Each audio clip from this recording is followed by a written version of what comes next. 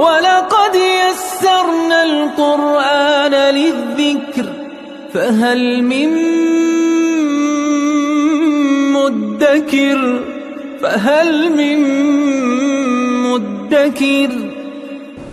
اعوذ باللہ من الشیطان الرجیم بسم اللہ الرحمن الرحیم الحمد للہ رب العالمین وصلی اللہ علی سیدنا و نبینا ابی القاسم المصطفى محمد وعلى آلہ الطیبین الطاہرین المعصومین اما بعد اعوذ باللہ من الشیطان الرجیم بسم اللہ الرحمن الرحیم قل یا اہل الکتاب لم تکفرون بآیات اللہ واللہ شہید علی ما تعملون صدق اللہ العلی العظیم۔ جیسا کہ سورہ آل عمران کی گزشتہ آیات میں چند مقامات پہ ایک کے بعد دوسری آیت میں، دوسری آیت کے بعد تیسری آیت میں یا اہل الکتاب قل یا اہل الکتاب کے الفاظ استعمال ہوئے، اور معلوم ہو رہا تھا کہ پروردگار عالم اہل کتاب کے جو کام ہیں، ان کی جو کمزوریاں ہیں، ان کی طرف ان کو متوجہ فرما رہا ہے۔ اس آیت میں بھی چند کمزوریاں گنوانے کے بعد، ان کے شبہات، ان کے اعتراضات کا تذکرہ کرنے کے بعد آیت نمبر 98 میں فرمایا کہہ دیجئے، یعنی جہاں پہ یہ لفظ استعمال ہوتا ہے رسول اللہ کو مخاطب قرار دیتے ہوئے فرمایا اے رسول کہہ دیجئے اے اہل کتاب۔ البتہ جہاں پہ اہل کتاب کا لفظ استعمال ہوتا ہے معمولاً یہ ایک گروہ، ان میں سے ایک جماعت کی طرف اشارہ ہوتا ہے، مگر یہ کہ ایسا مسئلہ جس میں ان تمام کو، لیکن جہاں پہ کسی خاص کمزوری کی طرف، ان کے اعتراض کی طرف، ان کی تحریف کی طرف اشارہ ہوتا ہے، اگرچہ اہل الکتاب سب کے سب مخاطب قرار پاتے ہیں، لیکن ایک جماعت دوسری آیات کو دیکھتے ہوئے اور ایک طائفہ مراد ہوتا ہے۔ اے اہل کتاب لم تکفرون بآیات اللہ، تم کیوں انکار کرتے ہو اللہ کی آیات کا؟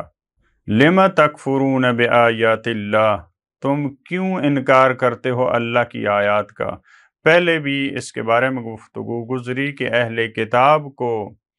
کافر باللہ قرار نہیں دیا قرآن کریم نے،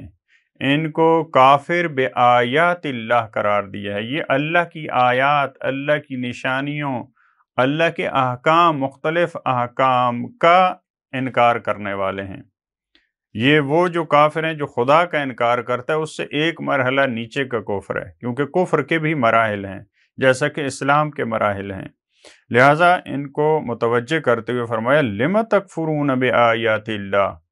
یہ اس سوال اور اس سرزنش کے لہجے میں ان کو متوجہ کیا، جیسے کہ اوپر طعام کو حلال اور حرام کرنے کا مسئلہ پہلے بیان ہوا، قبلہ کا مسئلہ، اس پہ اعتراض کرنا، تو یہ اللہ کی آیات ہیں، یہ اللہ کے احکامات ہیں، تو ان کا آپ انکار کیوں کرتے ہو؟ واللہ شہید علی ما تعملون، اور اللہ گواہ ہے ان تمہارے کاموں پر جو تم انجام دیتے ہو۔ شہید یعنی اس کی آنکھوں کے سامنے ہے، شاہد گواہ کو کہتے ہیں۔ یہ پوری کائنات محضر خدا ہے، تمہاری یہ کارستانیاں، تمہارے یہ غلط کام، تمہاری یہ تحریفات، یہ سب کے سب پروردگار عالم کے سامنے ہیں۔ کس چیز کو تم چھپا رہے ہو؟ یہ احکامات تمہیں معلوم ہے، خدا کو علم ہے کہ یہ اس طرح سے نہیں ہے جس طرح سے تم بیان کر رہے ہو، بلکہ اس طرح سے ہیں جس طرح سے رسول اللہ بیان فرما رہے ہیں۔ اس کے بعد والی آیت میں پھر وہی تعبیر قل یا اہل الکتاب،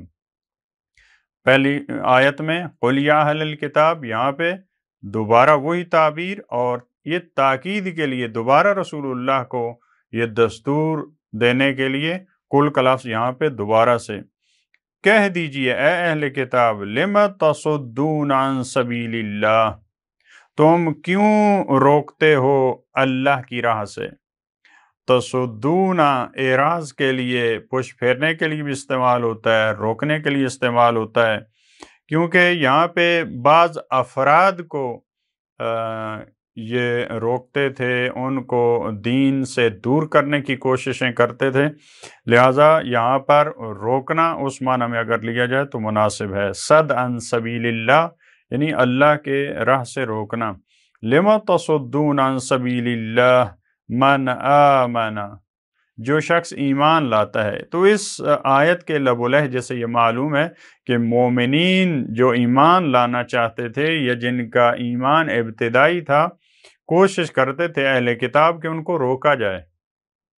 بجائے اس کے کہ مومنین کی نصرت کی جائے، کیونکہ اسلام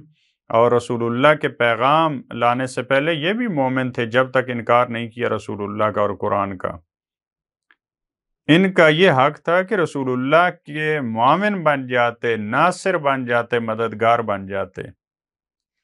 لیکن یہ کیا کرتے تھے؟ لوگوں کو اور مومنین کو سبیل اللہ سے دور کرتے تھے، راہ خدا سے ہٹاتے تھے،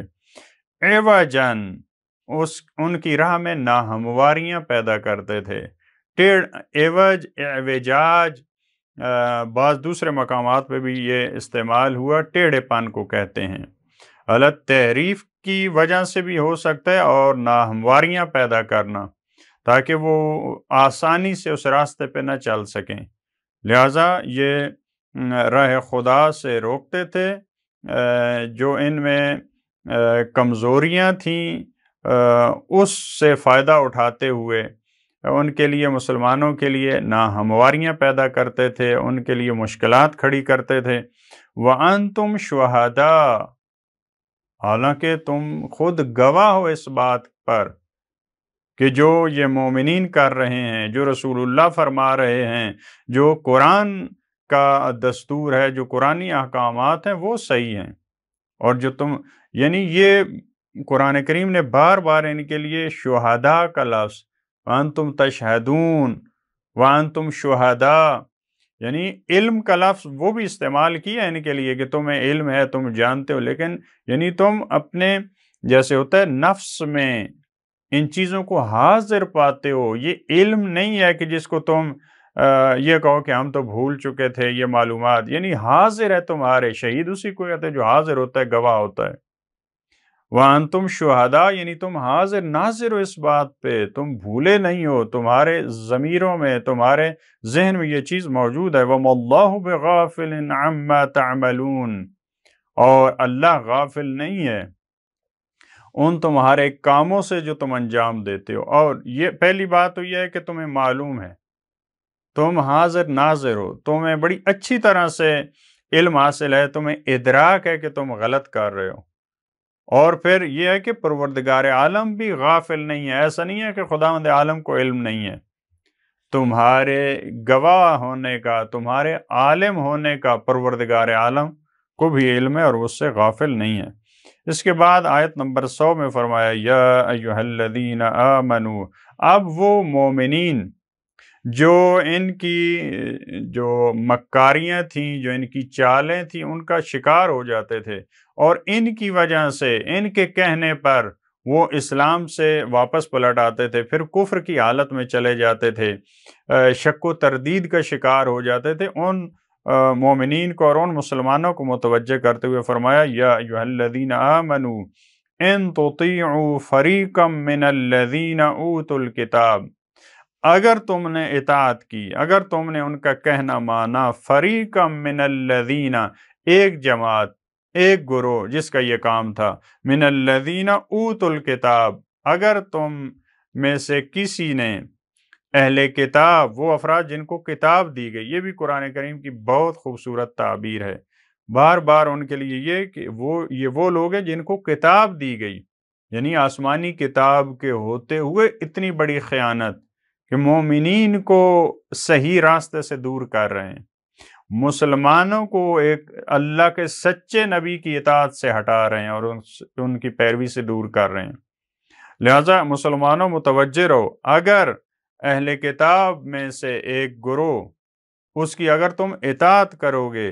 یردوکم بعد ایمانکم کافرین، یردوکم یعنی وہ تمہیں پلٹا دیں گے، وہ تمہیں مرتد بنا دیں گے، پہلے تو تم کافر تھے، اب تم نے اسلام قبول کیا، اب وہ تمہیں دوبارہ کفر کی طرف لے کے جائیں گے۔ یردوکم بعد ایمانکم، لہٰذا یہ لفظ استعمال کیا کہ ایمان کے بعد وہ تمہیں پلٹا دیں گے اور تم کیا ہو جاؤ گے؟ کافرین، کفر کی حالت میں تم وہی کافر رہو گے، تم کفر میں رہو گے، تم اللہ کا انکار کرنے والے بن جاؤ گے، تم حقائق پہ پردہ ڈالنے والے بن جاؤ گے۔ یہ ان لوگوں کو جو تازہ مسلمان تھے، جو کمزور عقیدے والے مسلمان تھے، جن کے پاس اتنا علم نہیں تھا، جن کی اتنی تحقیق نہیں تھی، ان کو متوجہ کیا کہ اگر آپ اس جماعت کا اور اس فریق کا اگر آپ کہنا مانیں گے تو آپ کے مرتد ہونے کا خطرہ۔ یہ بھی قرآن کریم کی ایک خوبصورت روش ہے کہ مومنین کو، مسلمانوں کو پہلے سے آگاہ کر دیا کہ یہ جس راستے پر تمہیں چلانا چاہ رہے ہیں اس کے نتائج کیا ہیں۔ پروردگار عالم ہمیں توفیق دے کہ ہم آج کے دور میں جو اہل کتاب یہود و نصارہ کے جو ہتھ کنڈے ہیں، جو مسلمانوں کو